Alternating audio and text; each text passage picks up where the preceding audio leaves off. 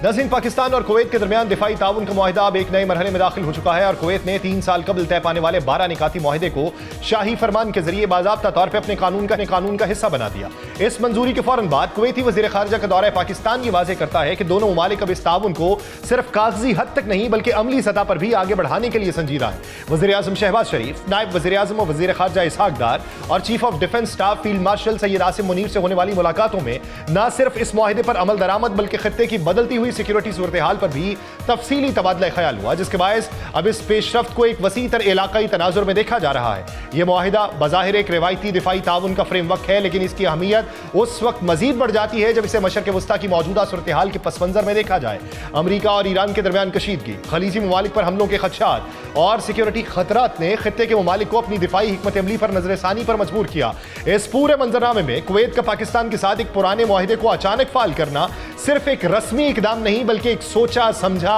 फैसला दिखाई देता है, जिससे यह भी वाज़ेह हुआ कि खलीजी रियासतें अब अपने सिक्योरिटी के लिए मुतबादिल शराकतदारों की तलाश में हैं और एक ही ताकत पर इन्हसार कम करना चाहती हैं। पाकिस्तान भी खलीजी ममालिक के लिए काबिल एतमाद दिफाई शराकतदार के तौर पर उभरा है, जिसकी साख एक ऐसे मुल्क के तौर पर मजबूत हुई जो खित्ते के ममालिक को अस्करी ताउन फराहम करने के अलावा कशीदगी में कमी के लिए भी अपना मुतहर्रिक किरदार अदा कर सकता है। हालिया अरसे में पाकिस्तान के ईरान और खलीजी ममालिक दोनों के साथ बैक वक्त रवाबित ने उसे एक मुमकिन सालिस के तौर पर नुमाया किया और यही पहलू इस मुआहिदे की अहमियत को मजीद नुमाया करता है। अगर इस मुआहिदे की नौइयत को देखा जाए तो इसमें किसी बाहमी दिफाई जमानत की शक शामिल नहीं जो पाकिस्तान और सऊदी अरब के दरमियान होने वाले स्ट्रेटेजिक मुआहिदे में मौजूद है, बल्कि पाकिस्तान और कुवैत के दरमियान तय पाने वाला यह मुआहिदा ज्यादातर सलाहियत साजी, फौजी तरबियत, मुश्तरका मशकों, लॉजिस्टिक्स, टेक्नोलॉजी और इंटेलिजेंस के शोबों में ताउन पर मरकूज है। इसका मतलब यह है कि कुवैत फौरी अस्करी इत्तेहाद की बजाय इस वक्त अपनी दिफाई सलाहियत को बेहतर बनाने के लिए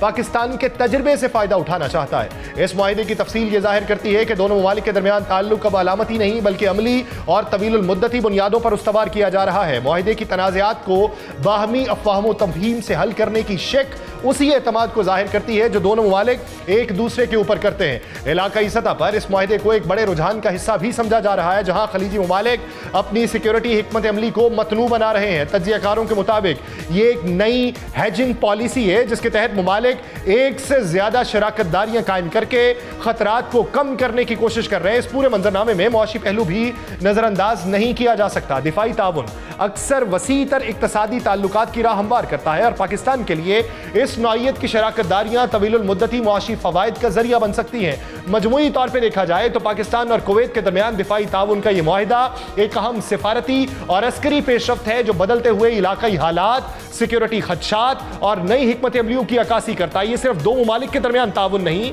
बल्कि एक वसी हिकमत अमली है जहां खित्ते के ममालिक अपने नए सिफारती ताल्लुकात को असर नौ तरतीब दे रहे हैं। इसी मंजरनामे में बात करेंगे हसन खान साहब और सईद मोहम्मद खान से मौजूद है। सईद मोहम्मद खान साहब, सर पहले तो वो कमेंट कीजिएगा जो आप पिछले हिस्से में करना चाहते थे और फिर पाकिस्तान कुवैत के इस मंजरनामे में आप क्या समझते हैं कि इसके कॉन्स क्या होंगे और वक्त कितना अहमियत का हामिल है? देखिए यासर, मैं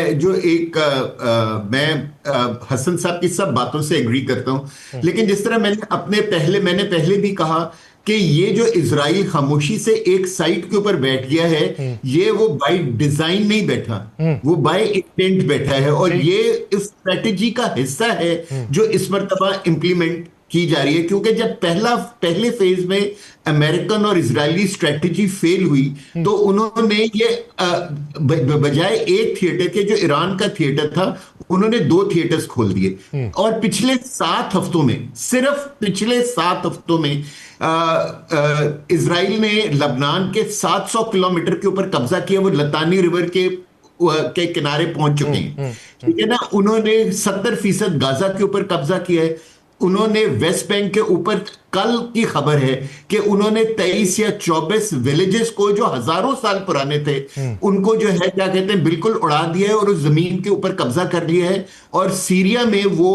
कुनैत्रा के तक पहुंच गए, जिसका मतलब ये हुआ कि वो माउंट हर्मन को भी क्रॉस करके उसके ईस्ट में आ गए हैं। जिसका मतलब हुआ कि वो जो एक ग्रेटर इजराइल प्लान की एग्जीक्यूशन के लिए ही तो जंग शुरू की गई थी ना यासिर। और अब अमेरिका जो है वो पूरी दुनिया की अटेंशन ईरान थिएटर पे रख रहे हैं, लेकिन उस वो जो मिडिल ईस्ट थिएटर है वहां इसराइल अपने मकासद पूरे करता चला जा रहा है। This is my point of view. अच्छा, मेरा सर सवाल हसन खान साहब, जी जी जी जी सईद मोहम्मद खान साहब, आप सर अपनी बात पूरी कर लें। मैं पाकिस्तान और कुवैत के वो एग्रीमेंट की बात कर रहा था कि ये किस हद तक पाकिस्तान को फायदा देगा, ये खत्ते को फायदा दे सकता है और इसके कॉन्स क्या होंगे? जी देखिए, अगर आप उस पैक को देखें कि जो कि डिक्लेयर हुआ है कुवैत की तरफ से, तो ये डिफेंस कोऑपरेशन पैक्ट है, it is not a defence pact. इन दोनों में जो हमारा सऊदी अरेबिया के साथ एक स्ट्रेटेजिक डिफेंस पैक्ट है ना, वो एक बहुत डिफरेंट पैक्ट है। ये जो है ना वो बेसिकली है to provide training to the Kuwaiti forces. इस मुआहदे के तहत हमारी जो अकेडमीज हैं वो उनके लिए खुल जाएंगी, हमारी जो है ना जॉइंट एक्सरसाइजेस जो हैं बिटवीन द फोर्सेस वो होना शुरू हो जाएगी। और अगर कोई ऐसा एरिया है जहां कुवैत समझता है कि उसको पाकिस्तान से ट्रेनिंग चाहिए है, तो वो ट्रेनिंग पाकिस्तान उनको प्रोवाइड करेगा। मैं सिर्फ आपकी यानी कि हिस्ट्री के लिए ये बताना चाहता हूं कि 1990 से पहले हमारा इस तरह का एक मुआहदा ऑलरेडी कुवैत के साथ था, और क्या कहते हैं हमारी फोर्सेस भी कुवैत के अंदर डिप्लॉयड थी। लेकिन जब इराक ने अटैक किया अगस्त 1990 के अंदर, तो हम लोगों ने किसी का साइड नहीं ली, और उसकी वजह से कुवैत हमारे से काफी अरसे तक नाराज रहा। लेकिन 2015 में पाकिस्तान एयरफोर्स ने एक बहुत लैंडमार्क डील की थी, जिसके तहत हमारे जो टेक्नीशियंस थे वो जो है उन्होंने जाके कुवैत के अंदर उनकी एयरफोर्स, आर्मी, पुलिस के अंदर वो गए। उनकी मेरा ख्याल बहुत अच्छी परफॉर्मेंस की वजह से अब जो है वो कुवैत ये चाहता है कि वो वाली स्टेट जो 1990 से पहले थी पाकिस्तान के साथ, वो दोबारा रिवाइव हो जानी चाहिए। लेकिन ये एक ऐसी एक्टिविटी होगी जिसकी वजह से फोर्सेस एक दूसरे के करीब आएंगी, और हो सकता है इन द फोर्सिएबल फ्यूचर ये जो डिफेंस कोऑपरेशन पैक्ट है ये एक डिफेंस पैक्ट के अंदर, ये डिफेंस पैक्ट के अंदर तब्दील हो जाए। हसन खान साहब, सर आपका मुफस्सल तज्जिया इसके ऊपर क्या होगा?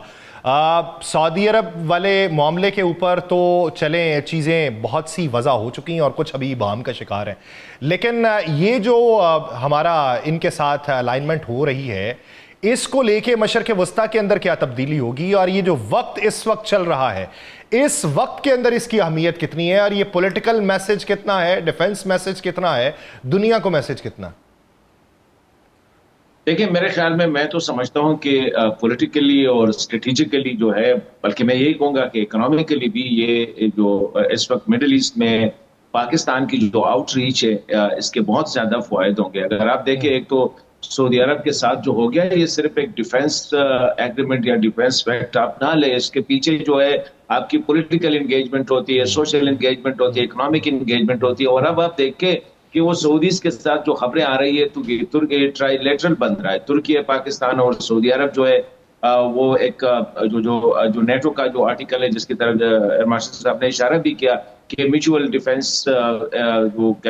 है एक दूसरे के साथ, अगर पाकिस्तान पे हमला होगा तो वो तुर्की पे होगा, वो सऊदी अरब पे होगा, वाइस वर्सा। तो ये फिर ये जो कुवैत वाला हुआ, अब खबरें ये भी आ रही है कि कतर भी इसी तरह, इराक के बारे में भी खबरें आ रही है, तो और बहरीन ने भी एक्सप्रेशन जो है उसका इंटरेस्ट का जो है इजहार किया है। तो मैं समझता हूँ इससे पाकिस्तान की जो स्टेचर है एज ए मिलिट्री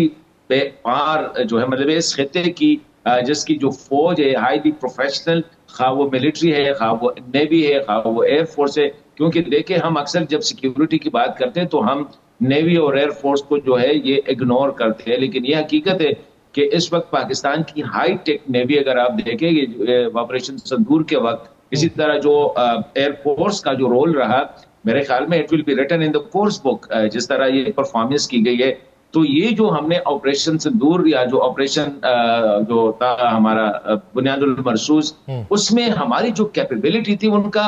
बरमला हमने इजहार किया। हमारी एयरफोर्स ने वो चीजें कर दी कि अभी तक उसको पढ़ा जा रहा है कि ये हुआ किस तरह के, एक साइड पे 100 जहाज खड़े हैं, दूसरी साइड पे 40 जहाज खड़े हैं, 100 में से 6 गिरते हैं, 7 गिरते हैं, और इधर से जो है एक पुर्जा नहीं गिरता। इस तरह पाकिस्तान नेवी ने जो बहादुरी का कि इंडियन नेवी को अपनी बेसिस से हिलने नहीं दिया। तो डेफिनेटली ये चीजें यानी सारी दुनिया को मिडिल ईस्ट ये वाले चीज की तो बावर हो जो चुकी कि पाकिस्तान किस हद तक मुस्तनद सलाहियतें रखता है, और पाकिस्तान ने उसका अमली मुजाहिरा भी दिखाया। और इस मौजूदा सूरत हाल के अंदर दो ऐसी ताकतों के दरमियान मसालियती किरदार अदा कर रहा है कि जो एक दूसरे के साथ बैठने को तैयार नहीं थे। तो यूं पाकिस्तान की हैसियत जो है वो मानी जा रही है, और मुस्तकबिल के अंदर ये जो अलाइनमेंट है इसमें दीगर ममालिक भी जो है वो इसका हिस्सा बनते हुए दिखाई देते हैं। बहुत शुक्रिया